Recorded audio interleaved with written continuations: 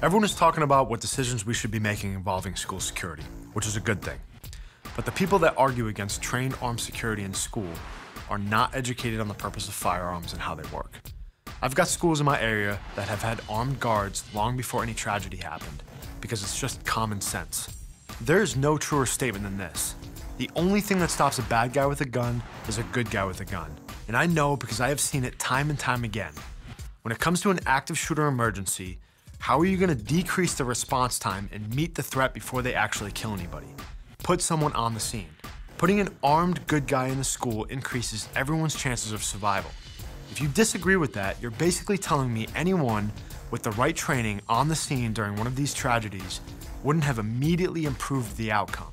But our opponents know the truth. That's why they have to distort the reality and use emotion to trick people. How many more classrooms? How many more street corners?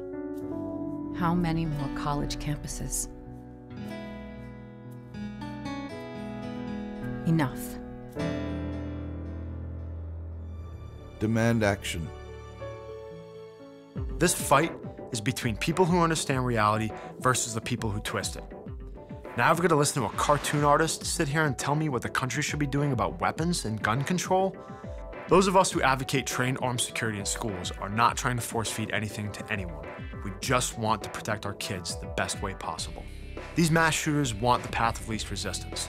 That's a fact. The overwhelming majority of these shootings are happening in gun-free zones. They want to rack up as many kills as possible. And part of picking a target is choosing one that's vulnerable. Why are we okay with our kids being vulnerable? It's our job to be prepared and decrease our vulnerabilities and increase the safety of our kids. Part of that is mental health. This is the world we live in. There are a lot of people in this country who need help, and schools can do more to notice these kinds of behaviors before they turn into something destructive. Here's the bottom line. The NRA made protecting our kids the #1 priority. They didn't just sit around thinking about political agendas. They made a plan, stuck with it, and they followed through. All these other groups and critics, they have no plan and they have no solutions.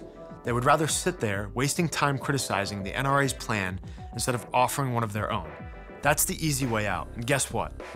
Every day that you sit there and criticize the NRA's plan is another day our kids are left unprotected. That is not an acceptable solution anymore.